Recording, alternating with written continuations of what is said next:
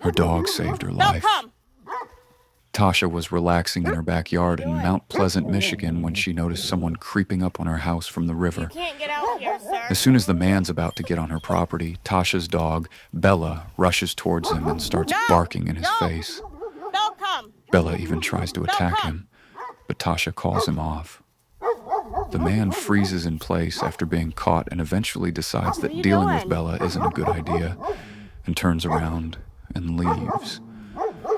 It's unclear what the man's intentions were, whether he was trying to steal one of her boats or was targeting Tasha herself.